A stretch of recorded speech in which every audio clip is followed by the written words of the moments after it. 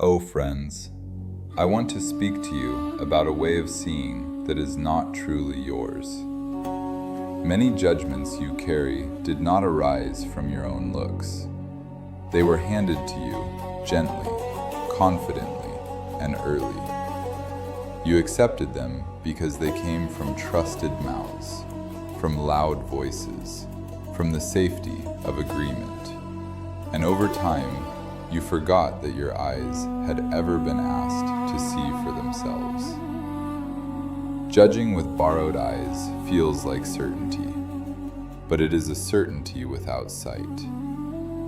I have watched people condemn before they encounter, praise before they understand, and fear before they inquire. They say, "This is what it is," but what they mean is, "This is what I was told." Borrowed sight spares effort. It relieves you of the burden of attention. You need not stay present if the verdict has already been delivered. But what is spared in effort is paid for in truth. Nothing real can be known secondhand. O seekers, notice how quickly judgment arrives when you enter unfamiliar territory.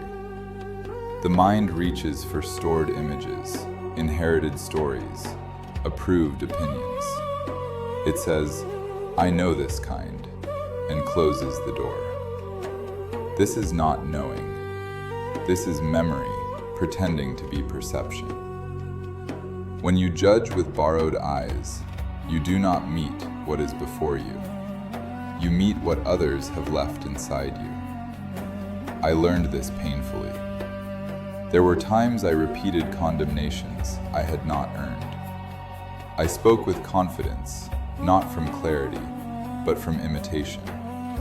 My words sounded right, yet my heart remained untouched.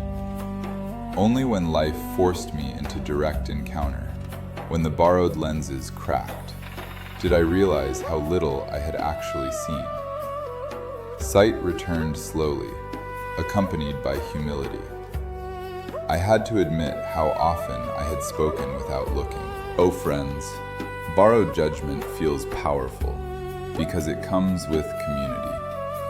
When many agree, doubt feels unnecessary. But agreement is not truth, it is comfort. Entire crowds can share the same blindness and call it vision. When judgment is shared widely, it rarely feels cruel. It feels responsible. It feels protective. Yet the harm it does is deeper because it hides behind good intentions. O seekers, there is a violence in judging without presence. It strips the other of complexity before meeting them. It decides before listening. It labels before touching reality. This violence does not always wound bodies. Often, it wounds possibility. It ends conversations before they begin. It prevents understanding from taking its first breath. And all of this happens quietly, without rage, without noise, just certainty. I am not asking you to abandon discernment. Discernment requires sight. Judgment replaces sight. Discernment stays awake. Judgment goes to sleep after choosing a side. To discern, you must remain with what you do not yet understand. To judge, you need only repeat what has already been said. One leads you deeper into life.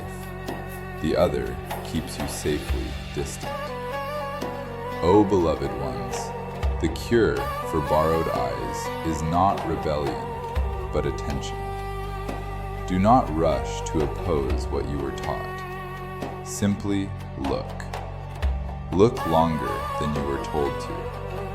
Listen past the point where conclusions usually arrive.